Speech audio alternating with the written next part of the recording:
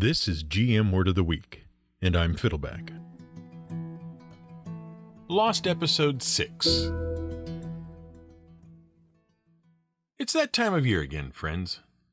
It's time for us to take the week off due to a food-induced torpor as a result of the yearly American celebration of Thanksgiving. And it's time for you to pick over our leftovers.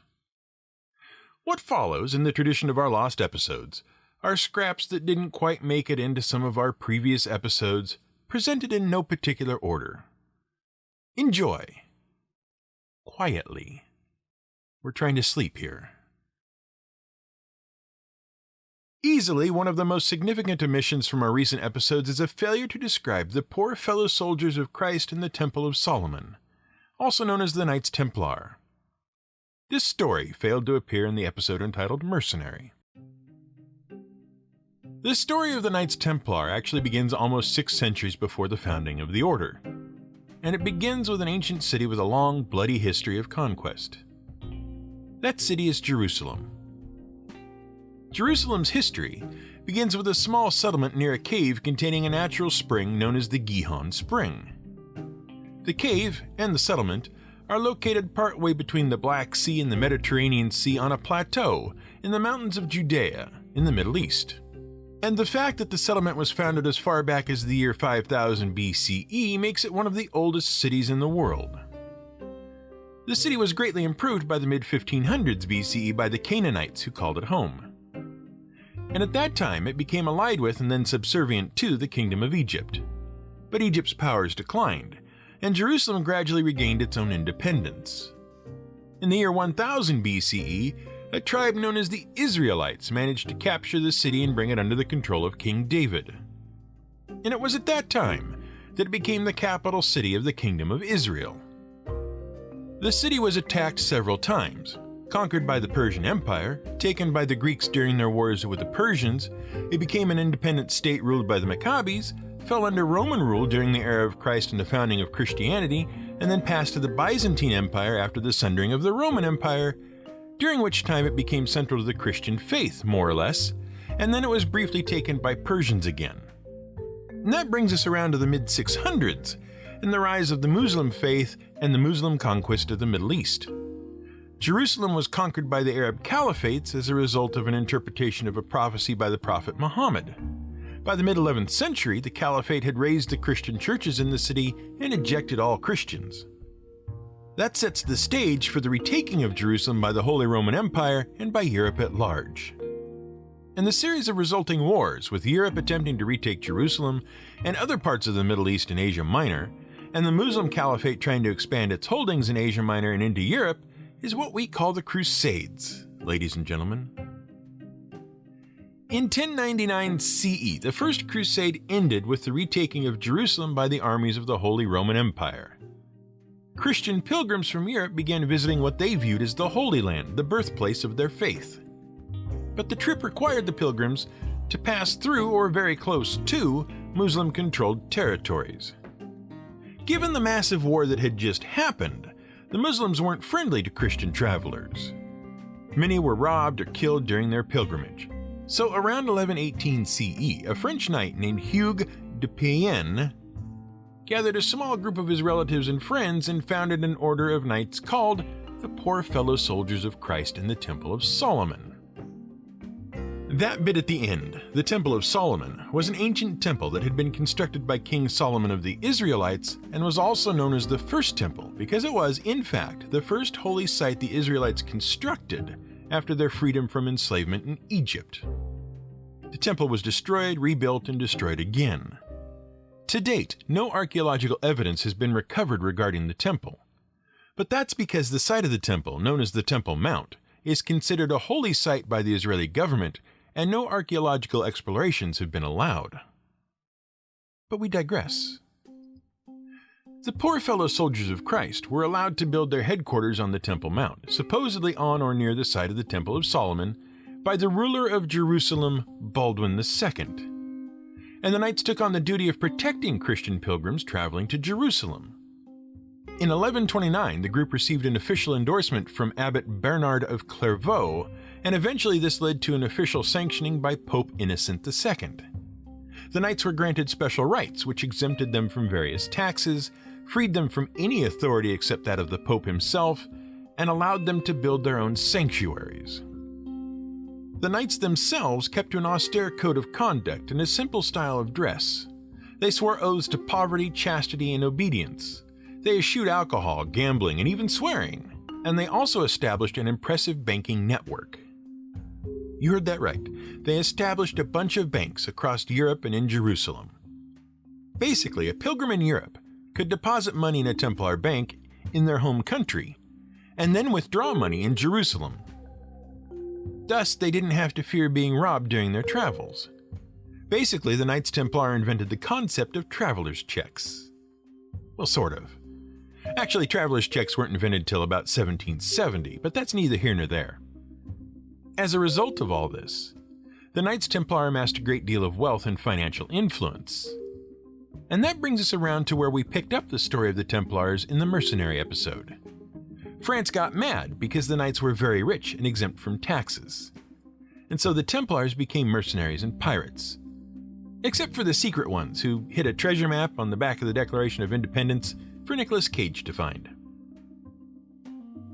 Oh, it might also interest you to know that not all members of the Knights Templar were actually aristocratic knights from wealthy and powerful European families, clad in white and sporting red crosses on their tabards.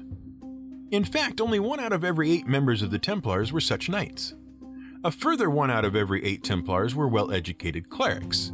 They generally wore green robes with the red Templar cross. Those were the folks who handled the Templars' business affairs and the banking system. Interestingly, many were descended from Phoenician traders who had settled in the lands of present-day Lebanon. Equally interestingly, their ancestors included some Phoenician stonemasons who had supposedly built King Solomon's temple way back in the day. So who were the remaining Templars? Well, they were skilled soldiers who would follow the knights into battle, and many were also laborers and craftsmen. They worked the farmlands, maintained the order's arms and armor, built and repaired their fortifications, and so on. Those members wore brown or black robes. And that pretty much covers the Knights Templar. We left a lot out of our werewolf episode, but to be fair, we told you that would happen. Like dragons, there are lots of cool stories about werewolves and shape changers that come from a lot of cultures across the world. Now, we don't want to fill an entire lost episode with weird stories that didn't make the final cut, but there is one fascinating story that we left out only with great reluctance. See, it isn't the story of a werewolf. It's the story of an entirely different weird thing, and one that helped archaeologists uncover an entirely forgotten civilization that was central to the history of the Mesoamerican cultures. The creature is the Weird Jaguar, and the culture it helped us uncover was the ancient Olmec civilization. Until 1867, no one had a clue that the Olmec civilization had ever existed.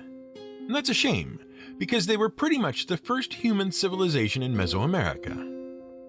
They laid the foundations for all of those other Mesoamerican civilizations you hear about in school, the Maya, the Inca, the Aztecs, and so on. They lived on the southern shore of the Gulf of Mexico between 1500 BCE and about 500 BCE. The problem was that most of the cities they built were claimed by the civilizations that came after them, or else the ruins of their cities were built over by other civilizations. So in many places, the Olmec civilization was essentially paved over by everyone who came later. The few remaining Olmec ruins that weren't buried under layers and layers of other cities were badly ruined and lost in the jungles of Veracruz. The only sign that there had been a precursor civilization that had been completely lost in the mists of ancient history was an enormous head carved from basalt in the village of Tres Zapote. It was discovered by a traveler named Jose Melgar y Serrano, and the head didn't match the art style of any of the other relics in the area. It was more primitive and oddly shaped. Speculations ran wild. Given the strange facial features, some thought it was a sign that Central and South America had been settled by Africans who had crossed some submerged land bridge between the continents at the dawn of time. But otherwise, the head was just a curiosity. In 1930, archaeologist and explorer Matthew Stirling began excavating around Tre Zapote, as well as sites at San Lorenzo and La Venta. The sites were believed to be of Mayan origin, but he discovered many odd relics buried very deeply under layers and layers of ruins.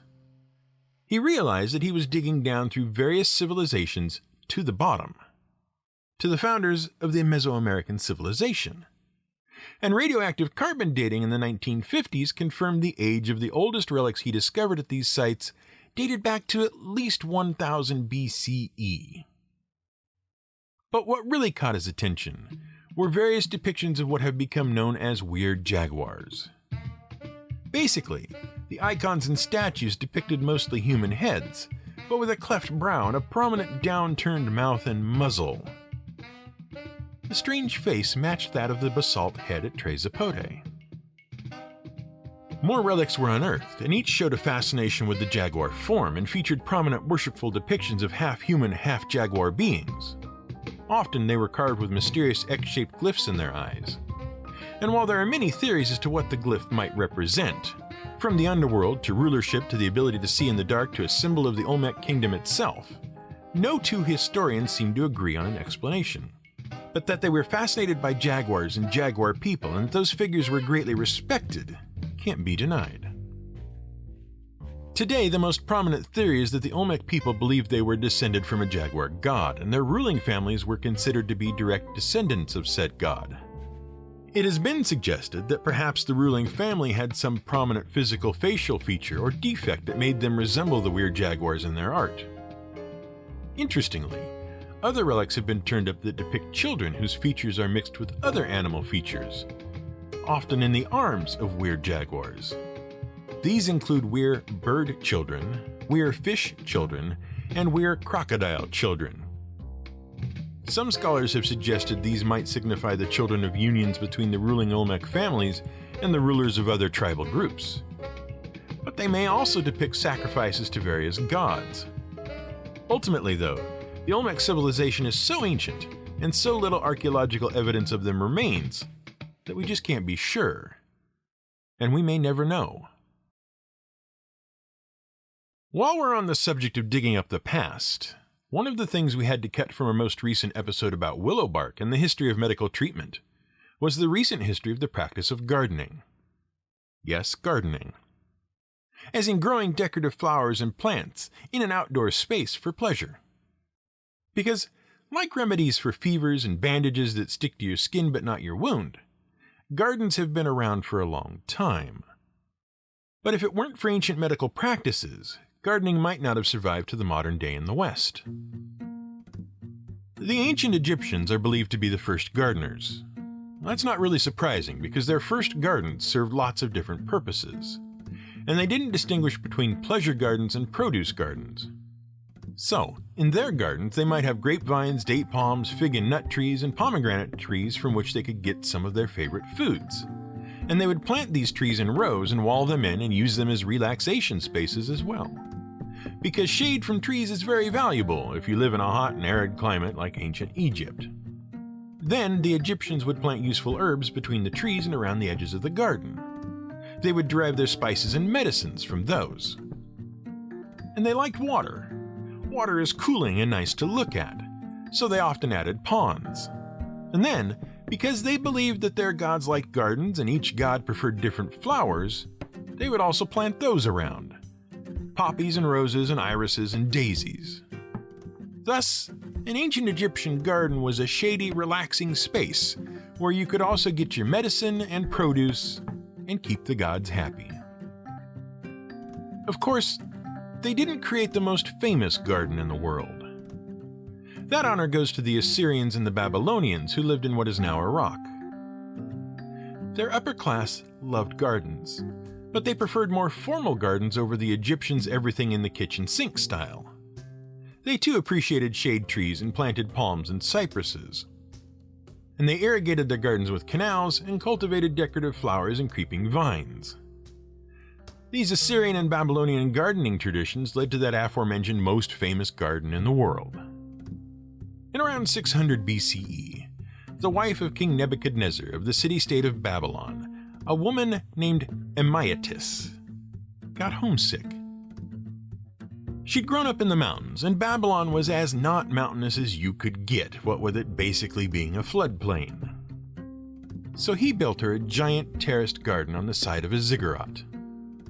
The Hanging Gardens of Babylon. At least, so the story goes. See, we have no evidence except for some descriptions in what are essentially ancient Greek tourism guides that the Hanging Gardens actually existed. And we're not being facetious when we say ancient Greek tour guides either. Did you know that what we now call the 7 wonders of the ancient world started as a list of things you absolutely had to see before you died if you were a Greek traveler around the 1st century BCE? Seriously. At that time, it was popular for Hellenic Greek poets, scholars, and authors to compile lists of tourist attractions from around the world that were absolutely worth seeing. There were innumerable such lists. And, for some crazy reason, such authors loved listing exactly 7 entries. They just had a thing for top 7 amazing places to go lists. It was like an ancient Greek BuzzFeed, only not nearly as reprehensible. It wasn't until the Renaissance that the various lists were pared down by scholars and authors into one definitive list.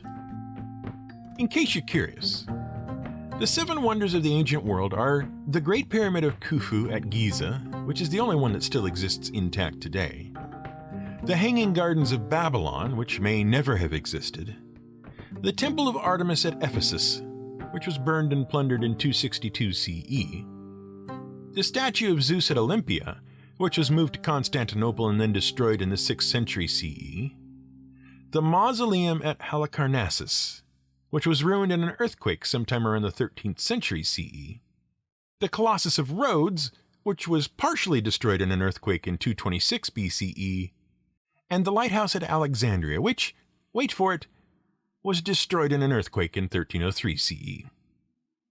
And that's the problem with relying on tour guides that are 2 millennia old. Things change. But we were talking about gardens and the history of gardening in Europe. The Greeks weren't actually too big on gardening. They didn't bother. They had orchards and vineyards and vegetable plots, but they didn't do the garden for pleasure thing. And gardening might never have reached Europe if not for the Roman conquest of Egypt in the year 30 BCE. When the Romans saw the Egyptian gardens, they fell in love with them, and they went garden crazy. Wealthy Romans built vast gardens on the grounds of their villas and palaces. In towns and cities, their houses included elaborate courtyards called atria, with colonnaded porches, pools, fountains, and flower beds. They grew acanthus, crocus, hyacinth iris, lavender, lilies, myrtle, narcissus, poppy, violet, and many other flowers. They also loved vines, and most of all, they loved hedges. And that led them to develop the art of topiary. Topiary comes from the Latin word topiarius, which literally means decorative garden or thing that has to do with a decorative garden. And that comes from the Greek word topia, which means field, or more generally, place. Topiary refers to the art of trimming shrubs, trees, and hedges into decorative shapes. The Romans spread their love of gardening across the empire. They even brought the practice, along with numerous new plants, to Britain when they started conquering those lands. And then the Roman Empire collapsed. Europe passed into the medieval period, and the practice of gardening for pleasure vanished for hundreds of years. And it might have stayed vanished if it hadn't survived in one place: medieval monasteries. It survived because the monks, among the many scholarly practices they preserved and expanded from the ancient world, grew medicinal herbs and plants. And they too found their herb gardens were excellent places to relax and enjoy nature. In the 13th century, the practice of growing herb gardens for medicine and pleasure spread beyond the monastery walls. Once again, the wealthy started to grow gardens for both practical and pleasurable purposes.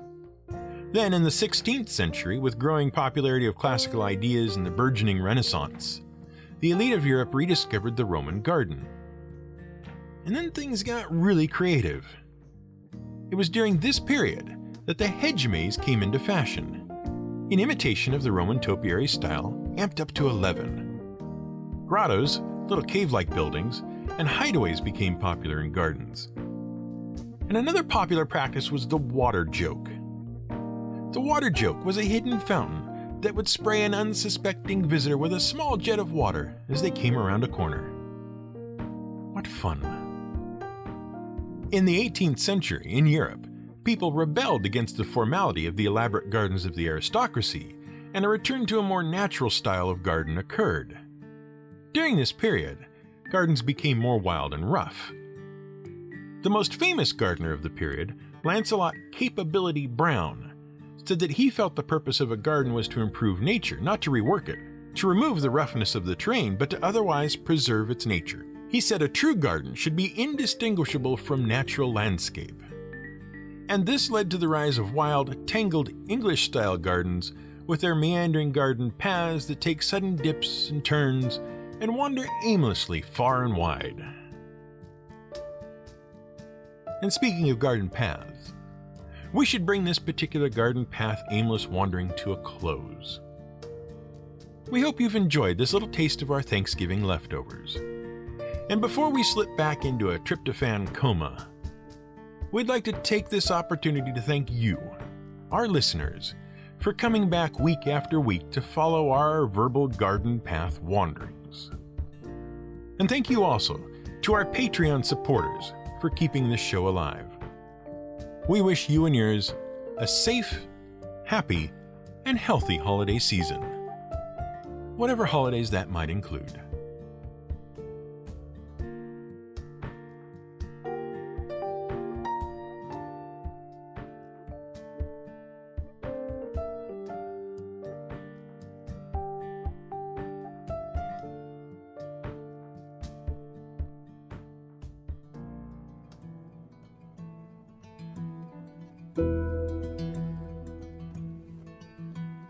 This has been GM Word of the Week.